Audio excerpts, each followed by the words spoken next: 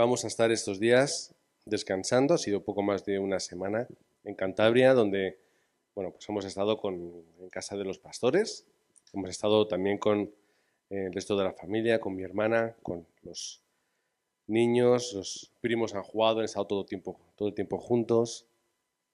Como siempre suele ocurrir, ha sido un adiós duro, difícil, sobre todo por los niños, llorando todos, teniendo que despedirse. Eso siempre suele ocurrir en ese tipo de ocasiones. Porque cuando tú estás en ese tiempo en familia, pues no quieres dejar de estarlo. Y cuando nosotros estábamos planeando las fechas, es decir, teníamos la posibilidad de quedarnos hasta mañana, habernos quedado hasta mañana lunes, porque Miri tenía vacaciones en el trabajo. Era una posibilidad, pues vamos a aprovechar. Y parece que no, pero 2 días más con ellos, pues se nota, se agradece. Pudieron estar también en la iglesia. Ahí en Cantabria están el pastor José Martí, María José, con Israel, que va a predicar hoy en la iglesia, Estela, José Ignacio, los niños. Y me hubiese estado bien quedarse con ellos y tener un tiempito, ir al culto. Pero al final tomamos la decisión, no, pues vamos a volver antes, un par de días antes, y estamos aquí dando culto con nuestra iglesia, porque eso es importante. Lo que pasa es que cuando estás ahí, en el calor de la despedida, te cuesta volver.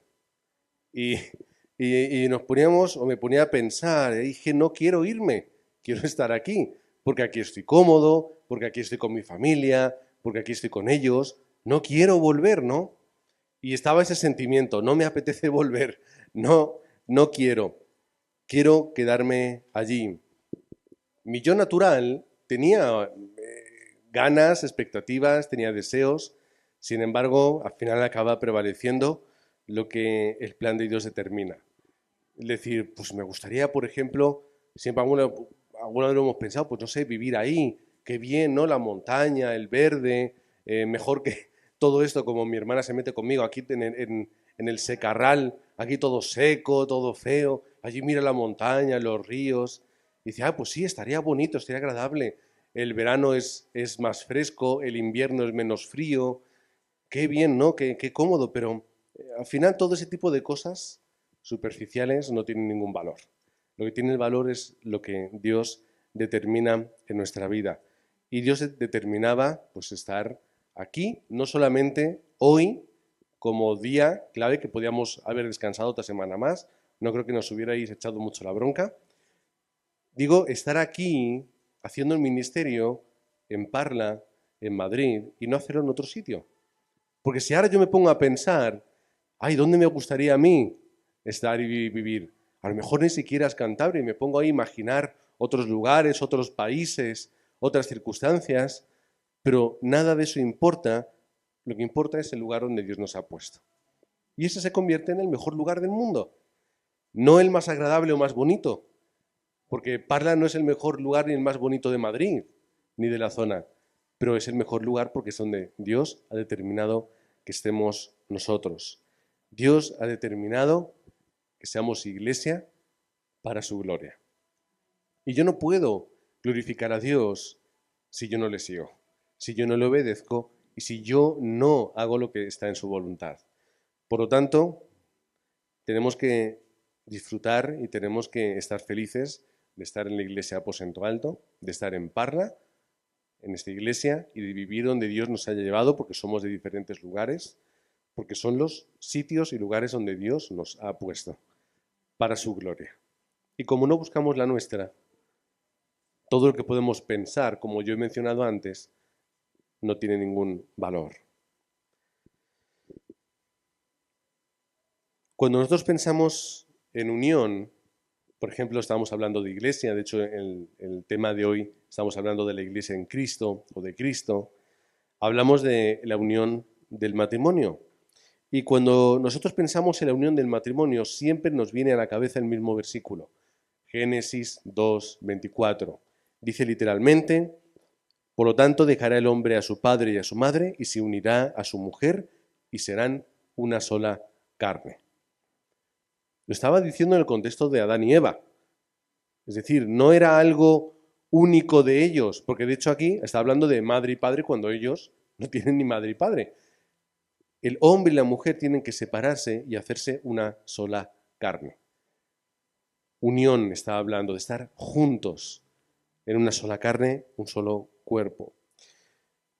Y cuando nosotros estudiamos sobre el matrimonio, algún día pues podremos predicar sobre esto o hacer a un taller o algo, nos damos cuenta y vemos que Pablo utiliza ese mismo versículo, Génesis 2:24, y lo hace en Efesios 5:31 y 32. ¿Qué es lo que dice en este contexto? Pues lo podemos leer: por esto dejará el hombre a su padre y a su madre y se unirá a su mujer, y los dos serán una sola carne. Grande es este misterio, mas yo digo esto respecto de Cristo y de la Iglesia. ¿De qué está hablando? Está asemejando la obra de Cristo con la Iglesia al de un esposo y una esposa. Y si ponemos a recordar, vamos a recordar cantidad de versículos donde se está hablando de que la Iglesia es la novia y Cristo es el novio que viene. Y esa boda final, la boda del Cordero, que es absoluta. Así que cuando estudiamos este versículo llegamos a la conclusión. Y es que el matrimonio tiene en su esencia primero dos naturalezas. Primero, matrimonio es creado por Dios. Lo vemos en Génesis 2:24. Pero, ¿para qué? Para Él, para su gloria. ¿Qué quiere decir eso? El matrimonio está creado para evidenciar y para hablar y para que la gente pueda conocer a Dios. El matrimonio está para que la gente pueda comprender la obra de Cristo con su pueblo. ¿Qué ocurre aquí? Rompemos todas las figuras, todas las imágenes del matrimonio de película, de serie, de telenovela, romántico. No. El matrimonio es para que la gente pueda conocer a Cristo y lo pueda ver en su sacrificio, en su amor, en su determinación, en su fidelidad y en su eternidad. Y cuando nosotros entendemos esto, nos damos cuenta de la importancia de la unidad. La Iglesia también tiene que estar unida. 1 Corintios 6:15 dice: ¿no sabéis que vuestros cuerpos son miembros de Cristo? Quitaré pues los miembros de Cristo y los haré miembros de una ramera, de ningún modo. ¿Qué está hablando? Somos todos un cuerpo. Recordamos también la parábola del redil. Es decir, hay un pastor, hay un redil. No muchos, uno, un cuerpo. Efesios 4:24, la segunda parte dice: porque somos miembros los unos de los otros. Dice la palabra. ¿De qué estamos hablando? De que la Iglesia necesita una unidad. De que la Iglesia es un cuerpo, es una identidad, es una familia. Aunque somos individuos diferentes, pero somos uno los unos de los otros. Y si seguimos en 1 Corintios, pero nos vamos al capítulo 12, versículos de 12 al 13, está hablando de que así como el cuerpo es uno, tiene muchos miembros, todos los miembros son del cuerpo, siendo muchos, forman uno solo. Dice que así también es Cristo. Versículo 13, todos bautizados en un cuerpo. Y vuelve a utilizar Pablo, y ahora lo veremos después, cuando dice: me da igual que sean judíos o griegos, esclavos o libres, todos son miembros y forman un cuerpo en Cristo. Esta es nuestra esencia. La Iglesia Aposento Alto tiene que ser esa, un cuerpo, una visión, un corazón, una determinación, un evangelio. Esto es la Iglesia. En concreto la nuestra, pero también tendría que ser toda la Iglesia. Toda la Iglesia tendríamos que ir con el mismo corazón, la misma determinación, yendo al mismo sitio. La mayoría, pues si somos optimistas decimos que vamos, pero si somos muy críticos, pues veremos muchas cosas en el campo. Pero todos tenemos que ser una iglesia. ¿Y cuál es el color de esa iglesia? Colosenses lo está explicando, Pablo a los colosenses se lo está explicando. Antes de hablar de todas esas cosas bonitas que tendríamos que ser, y se leí los versículos anteriores del capítulo 3, vais a ver todo lo que Dios espera de nosotros. Pero ¿dónde nace todo esto? Nace al principio del capítulo 3. Si pues habéis resucitado con Cristo, ¿qué está diciendo? Si somos de Cristo, si hemos creído en Cristo, si hemos aceptado la obra de Cristo, si por eso somos hijos de Dios, todos miembros de la iglesia, ¿qué dice? Buscad las cosas de arriba. Aquí es donde en teología se suele hablar de nuestra relación vertical, que es la que va de abajo arriba y de arriba a abajo. Busca primeramente lo que es espiritual, busca lo que viene de Dios y lo que viene de su poder, de donde está Cristo sentado a la diestra de Dios. Y en el versículo 2 vuelve otra vez a incidir en lo mismo. Poned la mira en las cosas de arriba, no en las de la tierra. Y aquí interviene el otro factor de relación. Vertical, Dios y el hombre; horizontal, nosotros y el mundo. Nosotros entre nosotros. Primero, pon la mira en lo que es de Dios. Así podremos estar juntos en el área horizontal. Podremos estar, lidiar, conversar, trabajar y caminar en la misma dirección. Si miramos lo que es de arriba. Si yo primero miro lo que está a mi altura, voy a ver cosas muy imperfectas. Y va a salir de mi queja. Y va a salir de mí cosas que no son buenas. Y no podré cumplir con lo que está diciendo a partir del versículo 5. ¿Dónde? Haced morir pues lo terrenal entre vosotros. No estéis forzando lo que es terrenal entre vosotros. No solamente cosas como dice aquí, ¿no? La ira, la lujuria, fornicación, todas esas cosas, sino el estado en el cual nosotros estamos, por ejemplo, versículo número 9, no mintáis. Cosas tan obvias y normales que Dios nos está diciendo, pero ¿cómo podemos vivir así? Siempre que yo me fijo en lo que es primeramente vertical. Cuando yo miro las cosas de arriba, ¿cómo la iglesia aposento alto va a poder vivir unida? Cuando estamos mirando hacia arriba. Cuando yo miro el plan de Dios, cuando yo miro y escucho su palabra, cuando yo estoy en oración, cuando yo estoy mirando los propósitos de Dios y no estoy enfocándome en lo que está a mi lado. Cuando yo pongo mi mira y comprendo lo que está arriba, entonces yo puedo entender lo que está a mi alrededor. Podemos, entonces, como dice el versículo 10, revestirnos de nuevo, conforme a la imagen del que lo creó. Entonces, de esa forma, nos vamos renovando hasta el conocimiento pleno. En Cristo nos revestimos. Tenemos otras vestiduras, otras ropas mejores, otra forma de vestir que es perfecta para que entre nosotros podamos ser esta persona. Y recordamos esa palabra, revestirnos, porque la hemos leído al principio, versículo 12. Vestíos, pues, vístete. ¿Cómo te vas a vestir? ¿Cómo te vas a vestir? ¿Cuál es nuestra apariencia? ¿Cuál es nuestra ropa? Obviamente no estamos hablando de la ropa física, nuestras telas. ¿De qué estamos hablando? Nuestra identidad, ¿quiénes somos? ¿Cómo vamos a vivir y qué es lo que vamos a hacer? Versículo 12, ¿cómo nos tenemos que vestir? ¿Cómo nos tenemos que vestir? Ahora les están buscando es fidelidad. Fidelidad. ¿Cómo nos tenemos que vestir? Y aquí ya vamos al meollo del mensaje. Versículo 12. Vestíos, pues, como escogidos de Dios, santos y amados. Vestíos, pues, como escogidos de Dios, santos y amados. Esa es mi ropa. Eso es lo que yo tengo que proyectar hacia afuera. Eso es lo que me tiene que abrigar. Lo que tiene que mostrar mi identidad. ¿Sabéis qué es lo bueno de ser escogidos, en primer lugar? Que ser escogidos es, primero, iniciativa de Dios.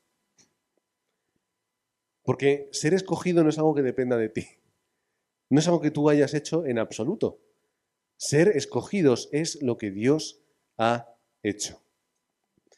Y fíjate hasta qué punto Dios lo ha hecho, que tomando solamente un versículo como muestra, Efesios 1:4, según nos escogió en Él antes de la fundación del mundo, ¿para qué? Fuésemos santos y sin mancha delante de Él. Antes de la fundación del mundo, dice la palabra que hemos sido escogidos. Esta palabra se las dice Dios a Jeremías en el primer capítulo, versículo 5. Antes de que te formase en el vientre, te conocí. Y antes que naciese te santifiqué. No tiene que ver nada con nosotros. No es nuestra capacidad. No es nuestro poder. Es además algo inmerecido, absolutamente. No me merezco ser escogido por Dios para hacer una obra especial, porque yo no soy nadie especial. No es nuestra condición, no es nuestra fidelidad, es el designio absoluto de Dios antes siquiera de que yo pudiese demostrar o no demostrar si soy capaz. Escogidos antes de la fundación del mundo, por gracia absoluta, por gracia. El regalo de Dios, que no está basado en mi capacidad. Y Pablo le quiere recordar esto a su discípulo Timoteo. Se lo quiere dejar claro para que él no se vanaglorie en su juventud y en su capacidad, que es lo que pasa muchas veces. Dice, quien nos salvó y llamó con llamamiento santo, no conforme a nuestras obras.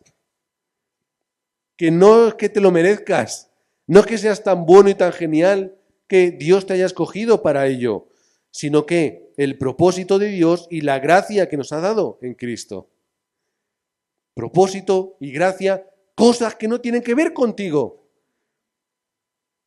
Es un regalo total y absoluto inmerecido que Dios nos ha entregado.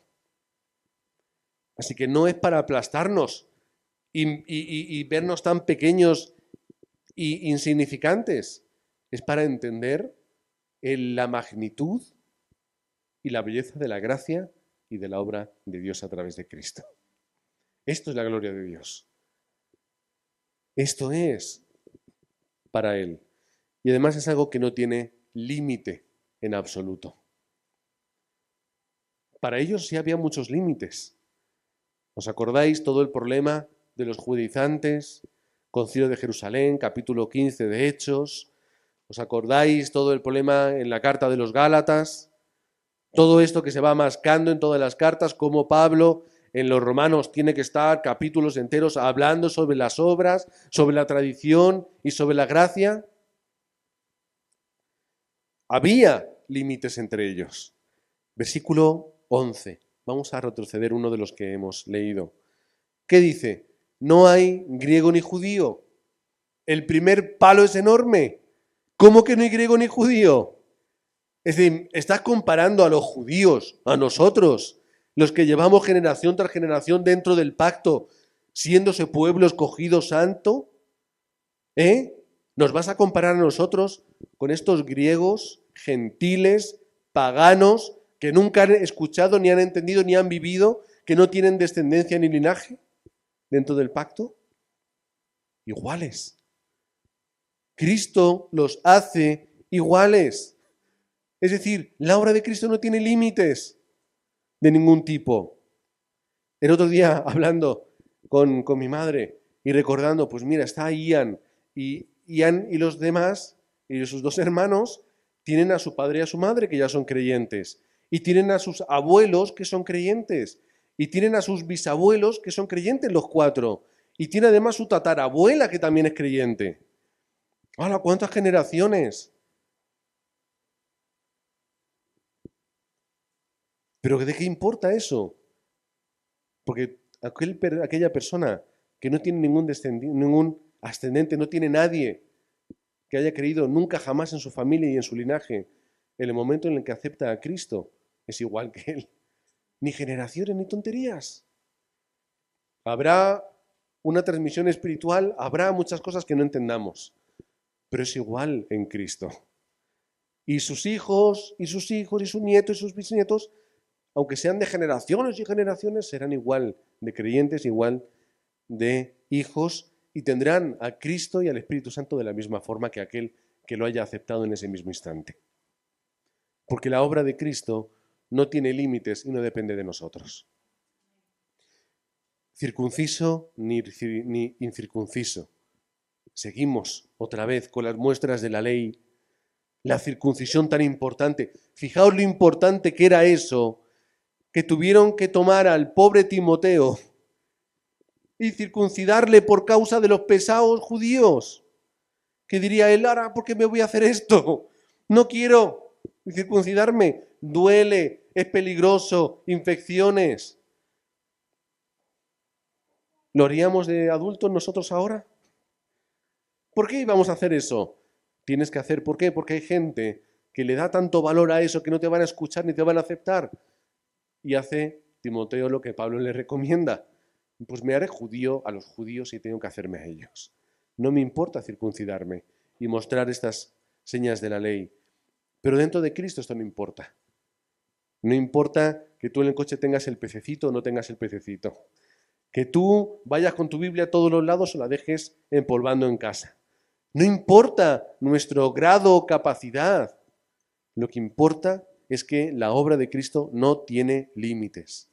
Y la palabra también nos dice, ni bárbaro ni escita. Bárbaros eran aquellos que estaban fuera del imperio romano, aquellos que eran menores. Pero entre los bárbaros, que no eran, no voy a decir ni personas, pero eran seres humanos de un nivel inferior, los escitas eran de los peores. Dicen los historiadores de la época que ellos batallaban, se alegraban, se vanagloriaban, disfrutaban de la muerte y de la aniquilación del rival. Eran de lo peor para ellos. Un escita es como el peor ser humano, si es que se le puede llamar seres humanos. Ni siquiera ellos en Cristo son menores que aquel que lleva toda una vida de evangelio y predicando. Ni esclavo ni libre. Ni aquel que es libre de hacer con su vida lo que quiera, aquel que tiene negocio, tiene capacidad, tiene economía, o aquel que tiene que vivir para pagar sus deudas, que eran muchos de los esclavos de aquella época. Tengo deudas, no las puedo pagar, voy a trabajar para ti hasta que eso se cumpla. La obra de Cristo no tiene límites y nos ha escogido a nosotros, circuncisos o incircuncisos, romanos, griegos, judíos, bárbaros, escitas, me da igual nuestra condición, nuestro estado social o lo que sea, somos de Cristo, escogidos para su obra. ¿Qué es lo que quiere decir el segundo punto? Que santos. Siendo escogidos, Dios nos hace santos. Volvemos a repetir lo mismo. Santo no significa perfecto. Porque cuando Dios nos habla a nosotros como santos a través de su palabra, ¿nos está llamando que somos perfectos? Porque yo no lo soy. Y Dios no es mentiroso. ¿Qué nos está llamando? Santos es apartados para algo superior. Dios nos ha escogido para apartarnos del mundo para un propósito superior. Como le decía a mis hijos el otro día, estamos en el mundo, pero no somos del mundo. ¿Por qué? Porque yo soy santo. Dios me ha escogido para apartarme del mundo y yo viva para Él. Romanos 11, 4 al 5. Está haciendo referencia el apóstol Pablo al texto que muchas veces hemos hablado en Primera de Reyes, donde Elías, en depresión y ganas de morir, recibe el mensaje por parte de Dios de ¿qué? De que han quedado ¿el qué? Un remanente de 7.000. Y Pablo aquí lo está trayendo y lo está predicando a los romanos. ¿Recordáis esto? Me he reservado 7.000 hombres que no han doblado rodilla delante de Baal. Versículo 5. Así también, aún en este tiempo, lo está aplicando a su tiempo, ha quedado un remanente escogido por gracia. En estos ¿Cuántos millones de personas hay? ¿7.000 millones de personas? No, por ahí vamos. 7.000 millones de personas, ha quedado un remanente del cual hay una parte aquí que no dobla sus rodillas al mundo, sino que toma la determinación de seguir a Dios. Nosotros somos el remanente. ¿Entendemos el concepto de remanentes? No doblamos nuestras rodillas a Dios. ¿Por qué? Porque ese remanente, nosotros que hemos permanecido en el mundo, pero no del mundo, solo doblamos nuestras rodillas ante Dios. Y vivimos no para glorificar a los Baales, sino para glorificar a Dios. No para glorificar al mundo y a las cosas del mundo y a lo que es del mundo, sino para mostrar a la gente, al mundo, las maravillas de Dios. Porque glorificar a Dios, ¿qué es? Es mostrar y representar a Dios. Primera de Timoteo 1:9, lo hemos leído antes. No es porque nosotros lo hayamos hecho bien. Es, como dice Efesios 2:10, para andar en esas buenas obras que Dios ya ha preparado de antemano. ¿Qué quiere decir? Yo soy santo, apartado para la gloria de Dios, en aquel camino que ya está preparado por Él. Es que la gloria de Dios es absoluta y su gracia también lo es. Porque no es, vosotros tenéis que vivir para mí, buscaos la vida en la forma en que lo tenéis que hacer. Como por ejemplo el Ministerio de Hacienda en España, que te dicen, tienes que pagar tus impuestos. Tú les preguntas, ¿cuánto es? Ah, no te dicen. Te dicen, tú paga y veremos a ver si es lo correcto o no es lo correcto. ¿Pero qué tengo que hacer? Tú sigue, tú lee, busca, investiga y ya después nos veremos las caras si lo has hecho mal. ¿Y si pagas más? No lo sé. Yo no me he visto en esa situación. No recuerdo que dije, se callan. Ahora, como pagues €1 menos, te reclaman ese euro multiplicado. Pero tú ve a Hacienda y oye, tengo que pagar impuestos, dime qué tengo que pagar. Tú sabrás, tú tendrías que saberlo. Pero Dios no es así. Dios te dice, tienes que apartarte para mí y además yo voy a prepararlo todo para que lo hagas. Yo te voy a preparar todo el camino, todas esas buenas obras en las cuales ya tenemos que estar andando en ellas. Es ese itinerario en el que nosotros estamos. Es el itinerario que Dios preparó con Jeremías. Si recordamos el versículo que le hemos leído hace un rato, Dios conoce a Jeremías, lo conoce, lo escoge antes de que hubiese nacido en el vientre de su madre. Lo santificó antes de que naciese, lo apartó y lo seleccionó de una forma especial. ¿Para qué? Para un itinerario en concreto, un camino concreto. Lo dice aquí, y te di por profeta a las naciones. Antes de que naciese, le dio por profeta a las naciones. Ya había un plan determinado para él. Solamente tenía que obedecerlo. Y ahí Dios le tiene que dar esa fuerza y ese ánimo a Jeremías. Jeremías, es difícil, es un momento complicado. El imperio babilónico, ya lo sabes, va a haber mucho sufrimiento, pérdidas. No te preocupes, recuerda que incluso antes de que tú nacieses, esto ya estaba preparado. Y ya estabas escogido. Como los remanentes la semana pasada vieron en Sansón, un ángel del Señor se presenta a su madre y luego a su padre. El bebé que tú no puedes tener, pero que yo te voy a dar, lo tienes que apartar para el servicio. Apártalo. Y da unas directrices a su madre. Y cuando esa mujer se encuentra con su esposo, se ven tan apurados y tan, ¿cómo decirlo?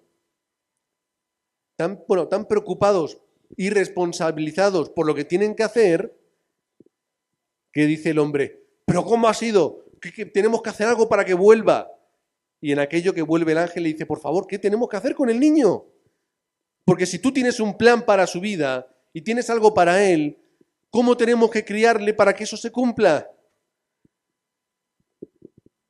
Todos conocemos la historia de Sansón, la podéis leer. Una historia de un hombre muy imperfecto, que metió la pata muchas veces, que no cumplió correctamente con su estatus de nazareo. Pero aún así Dios lo utilizó. Son esos renglones torcidos de Dios.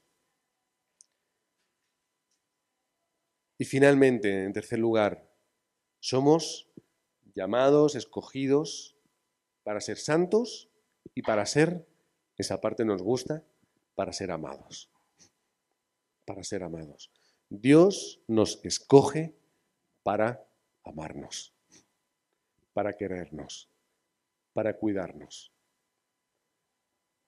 Esto es bonito. Porque normalmente nosotros amamos a quien escogemos amar, más o menos. Nosotros, en nuestras relaciones personales, yo puedo amar a un familiar, a una amistad, ¿verdad? Y si hay alguien que no quiero, escogemos, somos selectivos. Pero fijaos lo que Dios hizo. Antes ni siquiera de nacer, ya Dios nos estaba preparando para amarnos. Primera de Juan 4, de 9 al 10. Así manifestó Dios su amor entre nosotros, en que envió a su Hijo único al mundo para que vivamos por medio de él. En esto consiste el amor, no en que nosotros hayamos amado a Dios, sino en que Él nos amó y envió a su Hijo para que fuera ofrecido como sacrificio por el perdón de nuestros pecados. Antes siquiera de que yo fuese declarado justo creyendo en Cristo, ya Dios me amaba. Es decir, toda una vida, no en mi caso, pero algún caso vuestro, toda una vida pecando, separado, negando a Dios, y resulta que todo ese tiempo ya Dios nos amaba. Ya Dios nos quería. Y Dios bajó a esta tierra, se humilló como un hombre, sufrió y murió por un amor que en muchos casos, la mayoría en la historia, jamás ha sido correspondida. Porque Dios murió para el mundo y el mundo no ha hecho ni siquiera el amago de responder a ese amor. Ni el más creyente de los creyentes puede siquiera llegar a asemejarse a lo que Dios ha hecho por nosotros. El amor, otra vez, es iniciativa de Dios. No es por mis obras, es la obra y es la determinación de Dios en esa obra de salvación, como Pablo lo explica a los Romanos 5:8. Mas Dios muestra su amor para con nosotros, en que siendo aún pecadores, Cristo murió por nosotros. Siendo aún pecadores, enemistados con Él. Aún así Dios lo hizo.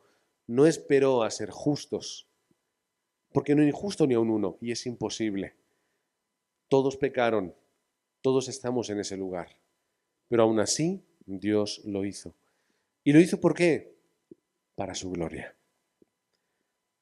Dice el apóstol Pablo, Él murió por todos, para que los que vivan ya no vivan para sí, sino para el que murió por ellos y fue resucitado. Así que no vivamos para nosotros ni para el mundo, vivamos para el que nos ha dado la vida, que es Cristo. Así que, hermanos, ¿cómo vamos a ser esa iglesia aposento alto que viva de una forma correcta, que haga la obra de Dios, disfrutando de estos 3 puntos?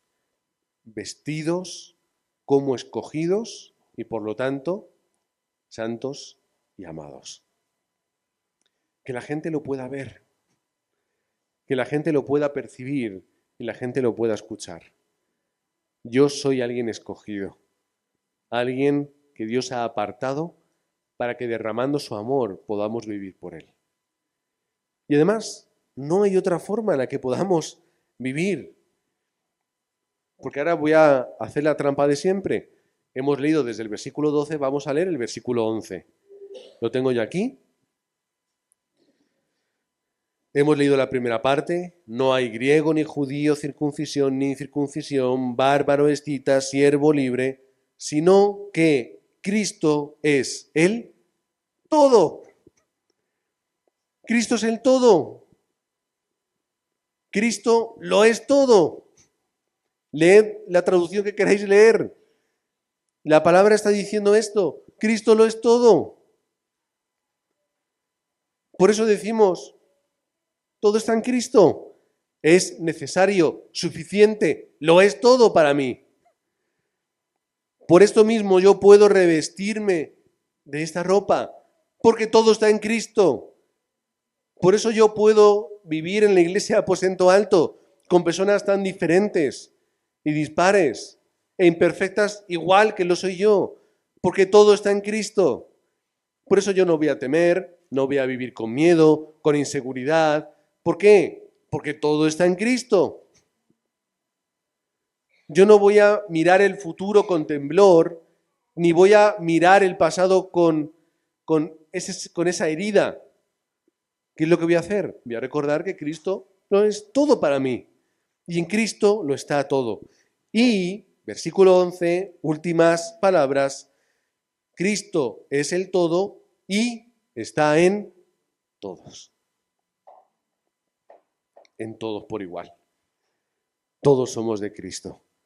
Y yo estoy en Cristo. Y si Cristo es el todo y yo estoy en Cristo, lo tengo todo. Como decía la anciana leyendo en el devocional al principio, la ropa y la comida, necesidades obvias de todos y básicas, todos las tenemos resueltas en Cristo. Lujos y excentricidades no tendremos. Todos estamos en Cristo y tenemos la respuesta absoluta. Así que, hermanos, os bendigo en el nombre de Cristo, para que podáis disfrutar de esa relación vertical primero. La relación de Manuel, Dios conmigo a través de Cristo. Y en Cristo lo tengo todo. Cristo tiene el poder absoluto para restaurar mi vida. Y después, vístete como el escogido, santo y amado, para que de una forma horizontal podamos vivir, podamos nutrirnos los unos de los otros y juntos podamos hacer esa vida de iglesia que es vivir por y en Cristo. ¿Y qué significa eso? Vivir para mostrar la gloria de Dios, para predicar la gloria de Dios, para evidenciarla en el mundo. Cristo es el todo y está en todos. Quedaros con esto. Cristo lo es todo. Así que en esta gracia de la que hemos hablado, descansemos esta semana y mientras que descansamos, continuemos peleando esa batalla de fe, esa batalla espiritual en ese itinerario que Dios ya ha preparado. Así que, como todo estaba preparado antes siquiera de que nosotros naciésemos, no tengáis temor, no tengáis pesar, no os sintáis menos ni incapaces. Todo está preparado. Padre, gracias porque en esta bendición descansamos, Padre, en la bendición de Emmanuel, en la bendición que dice que todo lo tenemos en ti.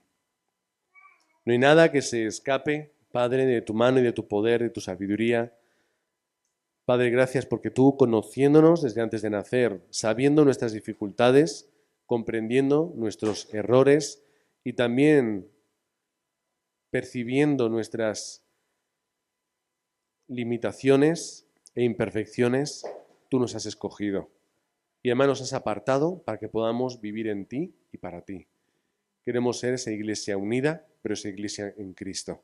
Esa iglesia que primero se nutre de lo que viene de ti, que se nutre de tu poder, que se nutre de tu palabra, que se nutre de la obra del Espíritu Santo, que se nutre de esa oración 24 horas. Y por lo tanto, el resto de cosas ya están garantizadas. Oramos en el nombre del Señor Jesucristo. Amén.